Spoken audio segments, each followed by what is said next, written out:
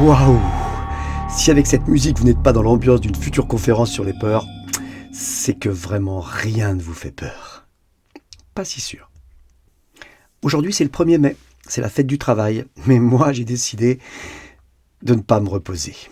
Alors, avec mon petit brin de muguet, je voulais vous offrir cette petite parenthèse, signe un petit peu de mes multiples casquettes. Vous les connaissez pour la plupart, manager, sportif, thérapeute, accompagnant vers le mieux-être, et puis même si tout va pour le mieux pour vous, ma proposition est de vous inviter à explorer les peurs en général, et peut-être même les vôtres en particulier. Vous avez bien quelques petits démons cachés dans votre boîte crânienne qui mériteraient un petit peu d'attention quand même, histoire de se préparer quand elles sortiront à l'occasion.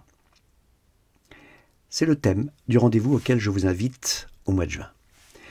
Je voudrais qu'on parle des peurs courantes, qu'elles soient existentielles ou soudaines. Alors c'est peut-être une peur de malade, une peur genre mort de trouille, quand les jambes sont en coton, quand le cœur bat la chamade, quand la chair de poule nous hérisse le poil, suite à de vraies peurs, ou alors à des peurs fabriquées par notre cerveau. Et vous, c'est plutôt quel style ? Style, moi, peur, jamais, je fonce, j'ai aucun signe apparent, mais parfois une précipitation qui me rend pas toujours efficace. Du genre droit dans le mur. Et après, dans quel état elles nous laissent ces peurs ? Elles sont bizarres, étranges, et difficilement des fois identifiables. Parfois, c'est la fin de quelque chose ou de quelqu'un. La peur de parler en public, celle de s'exposer au regard des autres, peur du futur ou d'un passé trop lourd, peur de la solitude, peur d'être libre, peur des responsabilités, prises ou données, et aussi peur d'être abandonné. Face à chacune de ces peurs, il y a des réponses à construire. Face à chacune de ces peurs, on peut en constater les freins et notamment également les stimulations qu'elles peuvent provoquer en nous, qu'elles soient conscientes ou inconscientes. Pensez aux acteurs et aux sportifs dans les secondes qui précèdent leur prestation.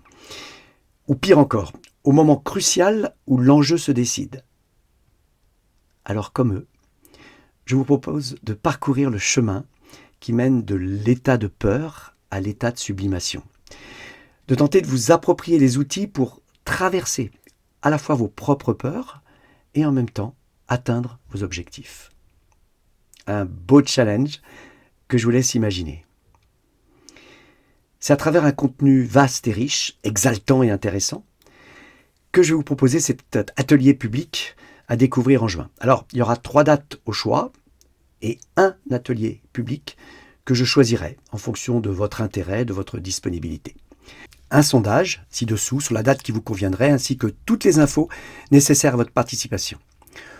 Venez comme vous êtes, avec vos peurs et vos croyances, et puis on va s'amuser ensemble. À se faire peur, bien sûr. Alors prête à en découdre ? À bientôt.